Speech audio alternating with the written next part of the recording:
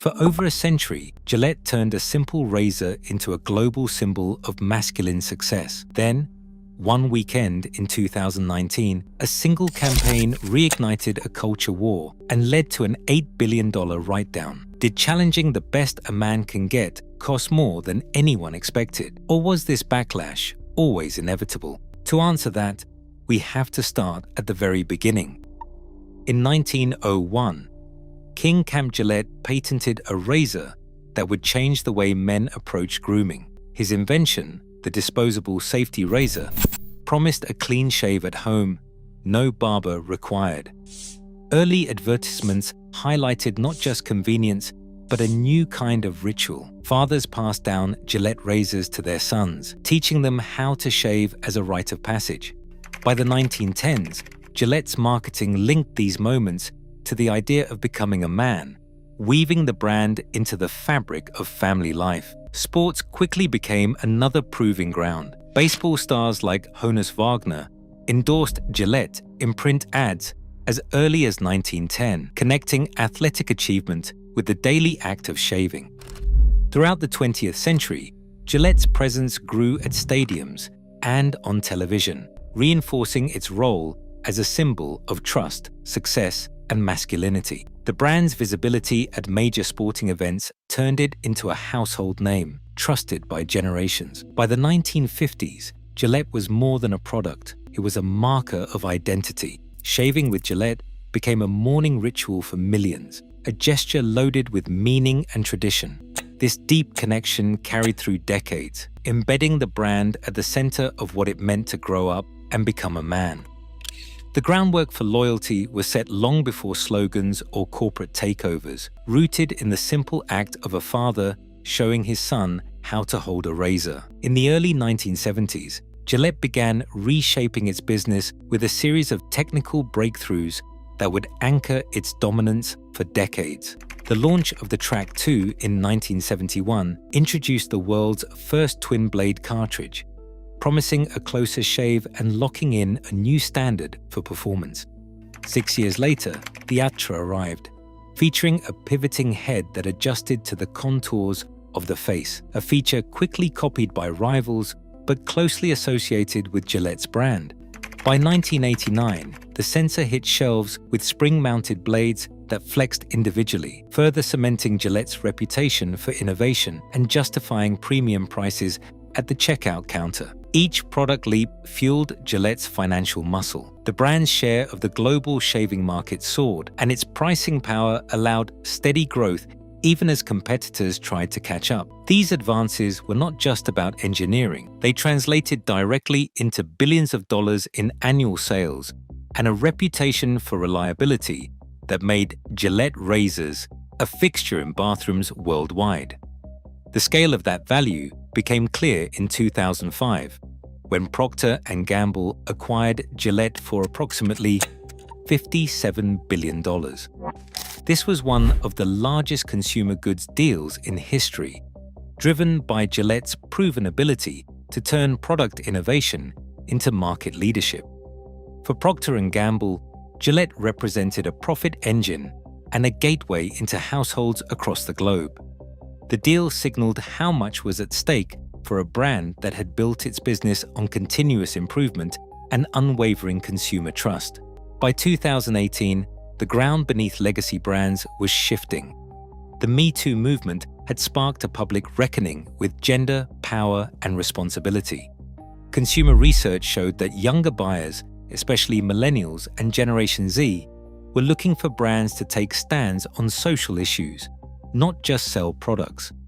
Gillette's leadership faced mounting pressure to respond, both from the market and from within Procter & Gamble's own ranks. Sales of razors were already under threat from upstart competitors like Dollar Shave Club, and internal discussions centered on how to keep the brand relevant for a new generation. The decision to modernize Gillette's message was not made in a vacuum. In the months leading up to the campaign, the brand team commissioned Grey New York, an agency known for provocative work, to help reimagine the iconic slogan for a changed world. The result was a campaign that went beyond advertising.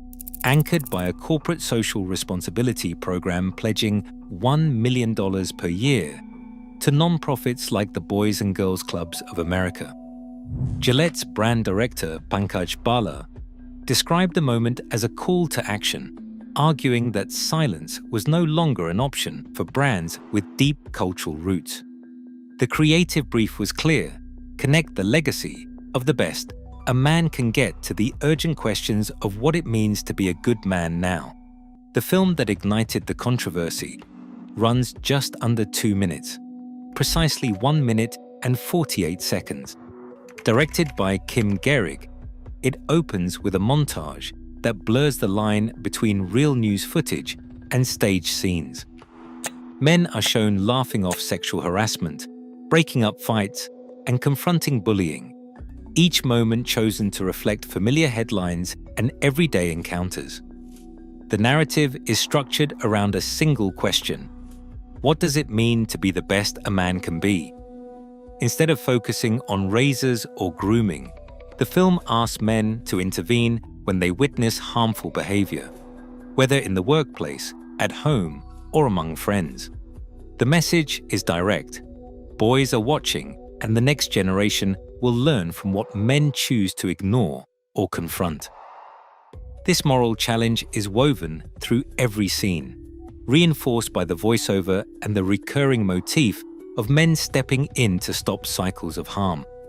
By blending authentic footage with dramatized moments, the ad pushes viewers to see themselves not just as consumers, but as role models responsible for shaping what comes next.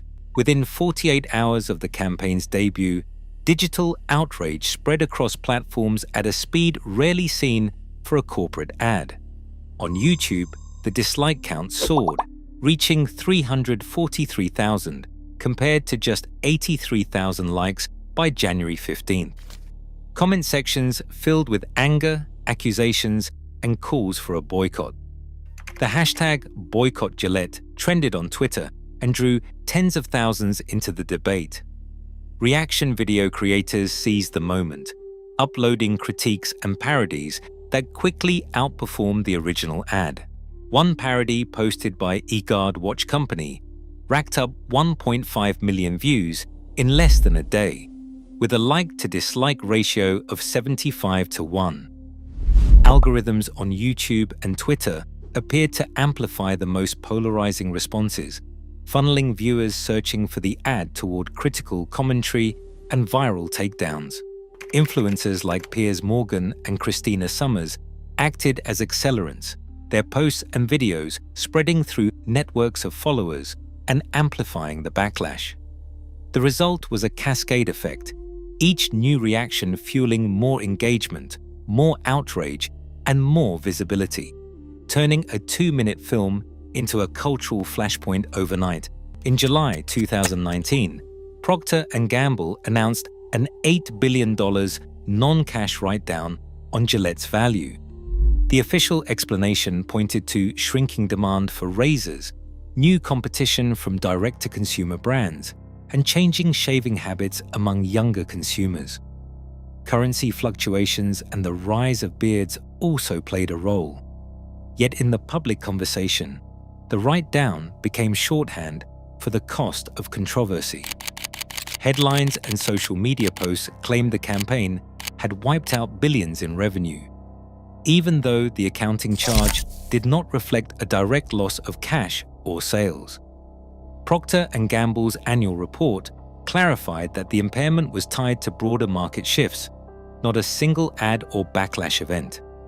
Inside the company, leaders stood by their decision. Gillette's Chief Executive Officer, Gary Coombe, described the campaign as necessary for long-term relevance, even if it meant alienating some traditional customers. In interviews, he argued that brands must sometimes risk criticism to earn credibility with younger generations. If we had not taken that chance, Coombe said, we would not be doing our job. The episode became a case study in brand risk. For legacy companies, the lesson was clear. Cultural campaigns can spark both loyalty and outrage, but the financial impact is rarely as simple as a viral headline. The real cost and the opportunity lies in how a brand chooses to define its values in a changing world. Today, brands tread a fine line. One campaign can redefine loyalty or ignite backlash overnight. In a world where values shape purchasing, every message carries risk. The real test isn't avoiding controversy, but knowing who you are truly speaking to. The next move belongs to the audience. What's your take?